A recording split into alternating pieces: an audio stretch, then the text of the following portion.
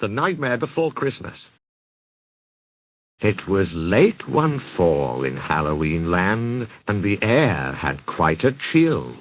Against the moon a skeleton sat, alone upon a hill. He was tall and thin, with a bat bow tie. Jack Skellington was his name. He was tired and bored in Halloween land. Everything was always the same. I'm sick of the scaring, the terror, the fright. I'm tired of being something that goes bump in the night. I'm bored with leering my horrible glances, and my feet hurt from dancing those skeleton dances. I don't like graveyards, and I need something new.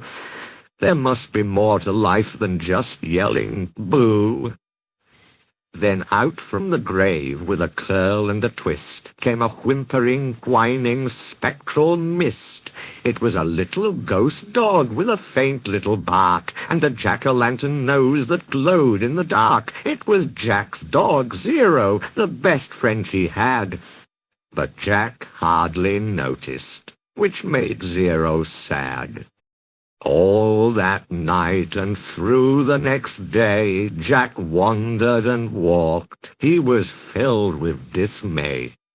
Then, deep in the forest, just before night, Jack came upon an amazing sight.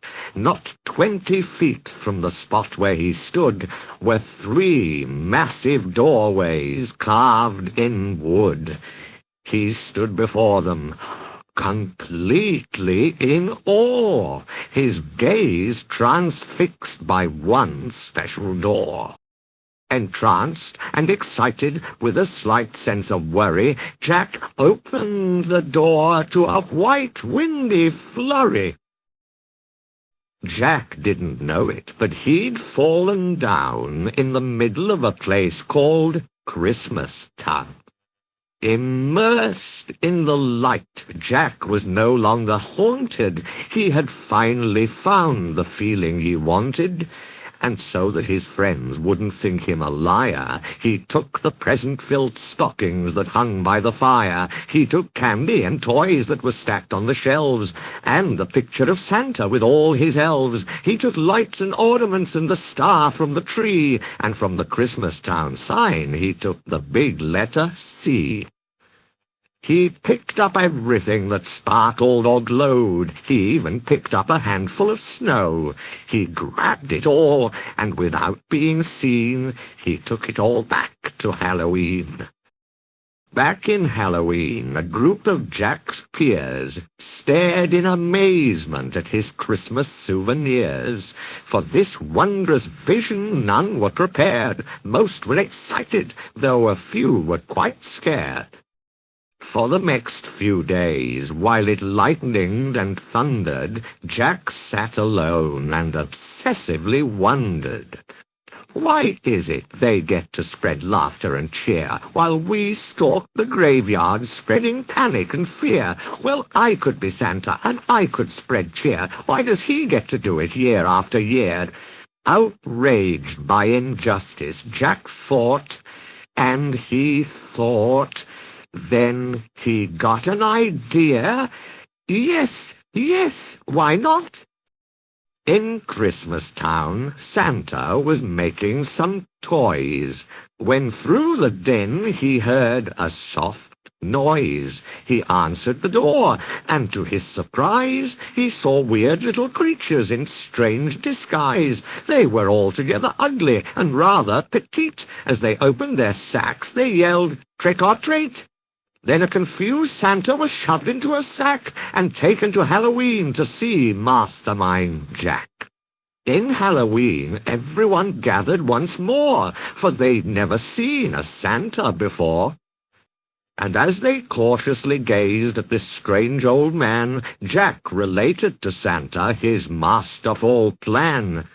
My dear Mr. Claus, I think it's a crime that you've got to be Santa all of the time, but now I will give presents and I will spread cheer. We've changed places.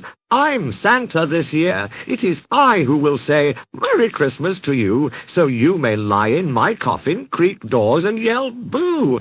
And please, Mr. Claus, don't think ill of my plan, for I'll do the best Santa job that I can. And though Jack and his friends thought they'd do a good job, their idea of Christmas was still quite macabre. They were packed up and ready on Christmas Eve day when Jack hitched his reindeer to his sleek coffin sleigh. But on Christmas Eve, as they were about to begin, a Halloween fog slowly rolled in. Jack said, "We can't leave. This fog's just too thick. There will be no Christmas, and I can't be Saint Nick." Then a small glowing light pierced through the fog. What could it be? It was Zero, Jack's dog. Jack said, "Zero, with your nose so bright, won't you guide my sleigh tonight?" And to be so needed was Zero's great dream, so he joyously flew to the head of the team, and as the skeletal sleigh started its ghostly flight, Jack cackled, "Merry Christmas to all, and to all a good night!" 'Twas the nightmare before Christmas, and all through the house not a creature was peaceful, not even a mouse. The stockings all hung by the chimney with care, when opened that morning would cause quite a scare. The children, all nestled so snug in their beds, would have nightmares of monsters and skeleton heads. The moon that hung over the new fallen snow cast an eerie pall over the city below. And Santa Claus's laughter now sounded like groans, and the jingling bells like chattering bones. And what to their wondering eyes should appear but a coffin sleigh with skeleton deer, and a skeletal driver so ugly and sick, they knew in a moment this can't be Saint Nick. From house to house, with a true sense of joy, Jack happily issued each present and toy. From rooftop to rooftop he jumped and he skipped, leaving presents that seemed to be straight from a crypt. Unaware that the world was in panic and fear, Jack merrily spread his own brand of cheer. He visited the house of Susie and Dave. They got a Gumby and Pokey from the grave. Then on to the home of little Jane Neiman. She got a baby doll, possessed by a demon. A monstrous train with tentacle tracks. A ghoulish puppet wielding an axe. A man-eating plant disguised as a wreath. And a vampire teddy bear with very sharp teeth. There were screams of terror, but Jack didn't hear it. He was much too involved with his own Christmas spirit. Jack finally looked down from his dark, starry frights and saw the commotion, the noise, and the lights. Why, they're celebrating! It looks like such fun! They're thanking me for the good job that I've done. But what he thought were fireworks meant as goodwill were bullets and missiles intended to kill.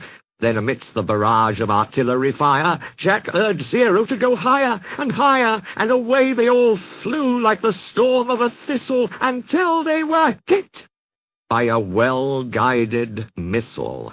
And as they fell on the cemetery way out of sight was heard, "Merry Christmas to all, and to all a good night." Jack pulled himself up on a large stone cross, and from there he reviewed his incredible loss. "I thought I could be Santa. I had such belief." Jack was confused and filled with great grief. Not knowing where to turn, he looked toward the sky. Then he slumped on the grave and he started to cry. And as Zero and Jack lay crumpled on the ground, they suddenly heard a familiar sound. "My dear Jack," said Santa, "I applaud your intent. I know wreaking such havoc was not what you meant, and so you were sad and feeling quite blue, but taking over Christmas was the wrong thing to do. I hope you realize Halloween's the right place for you. There's a lot more, Jack, that I'd like to say, but now I must hurry, for it's almost Christmas Day."